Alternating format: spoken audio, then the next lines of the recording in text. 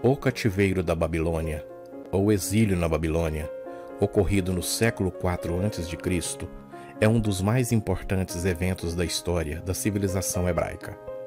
Esse fato ocorreu na época em que a cidade da Babilônia, situada no atual Iraque, passou a instituir-se como um poderoso e gigante império na região do Oriente Médio, sob o comando do rei Nabucodonosor II.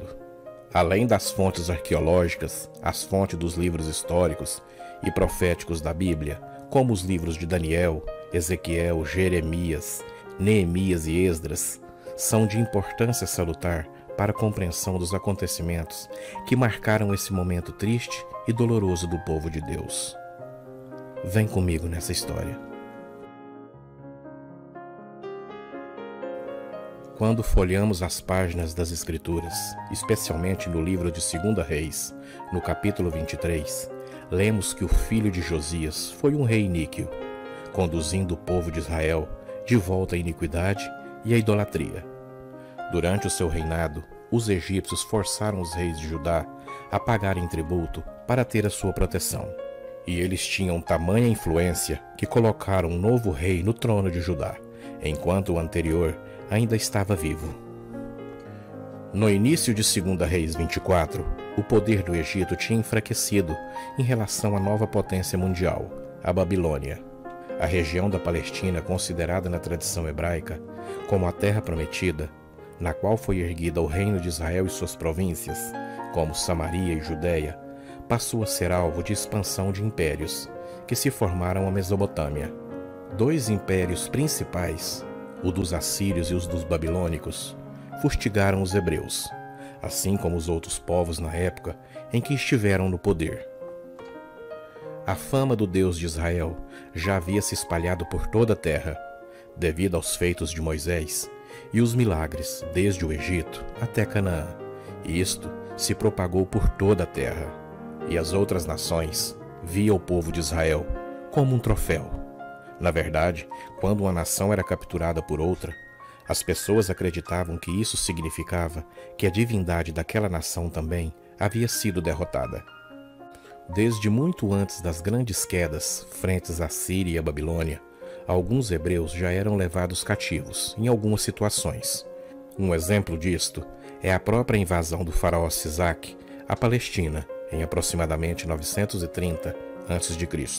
Foram os assírios que começaram a utilizar a deportação como a maneira principal de lidar com cidadãos de nações subjugadas. Ao dominarem um determinado reino, eles capturavam seus habitantes e os recolocavam em outra parte do império.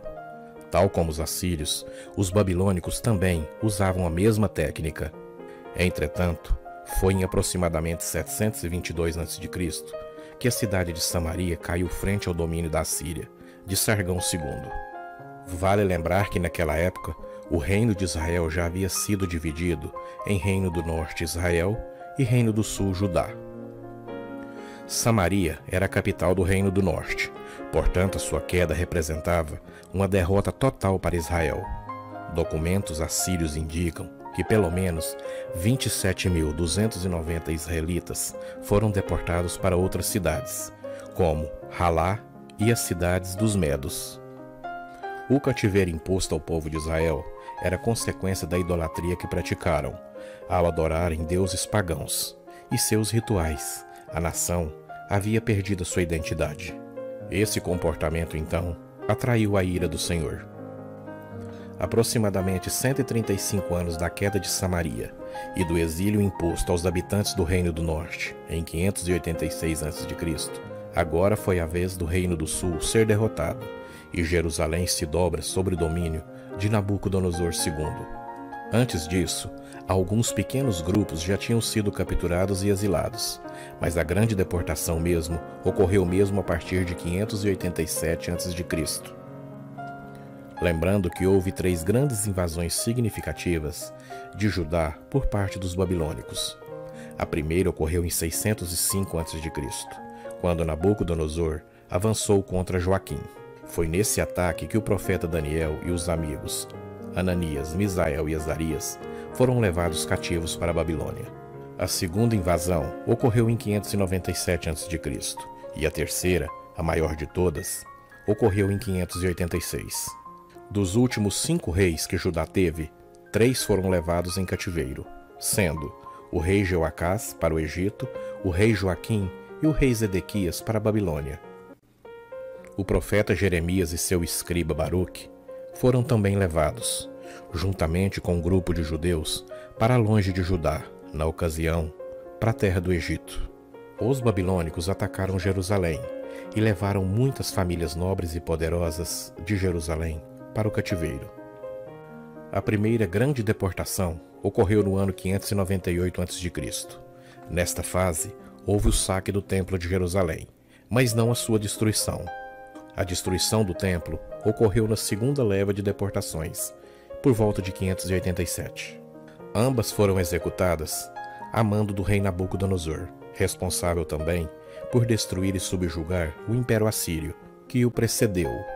Os hebreus permaneceram no cativeiro até 538 a.C. O cativeiro babilônico não foi nada fácil para o povo hebreu. O templo de adoração foi totalmente destruído. Os utensílios foram todos saqueados. Toda a preciosidade do templo havia sido saqueada. No cativeiro, os judeus choraram com saudade de Jerusalém. Choraram pelo templo destruído, mas não choraram por terem esquecidos da palavra do Senhor. Eles oraram pedindo vingança, mas não oraram pedindo perdão. Daniel entendia que seu Deus era o Deus de toda a terra, e não apenas um tipo de divindade local, que se resumia aos limites de Jerusalém. Em uma terra estranha, Daniel contemplou as maravilhas do Senhor, e a ele foi revelado o propósito maravilhoso da vinda do Messias. O povo judeu havia se conformado, e até mesmo gostado da vida, de longe de sua pátria. Pôde ser vista no fato de que quando receberam a permissão para retornar à Palestina, apenas uma pequena porcentagem se animou com a notícia e realmente retornou. Quando Ciro o Grande, o imperador persa, conseguiu controlar toda a região médio-oriental, ele partilhava da ideia de uma política de respeito às culturas dos povos e permitiu aos hebreus que retornassem à sua terra de origem e aos seus costumes religiosos. Foi a partir dessa concessão de Ciro que os hebreus puderam se reorganizar, inclusive reconstruir o Templo de Jerusalém, como diz o livro de Esdras.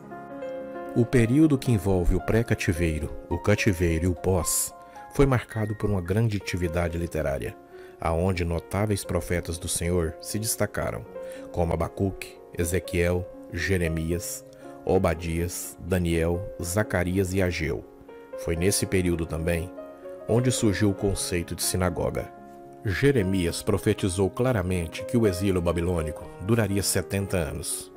Se considerarmos a data da queda de Jerusalém até a permissão do retorno dada por Ciro, então teremos aproximadamente 50 anos.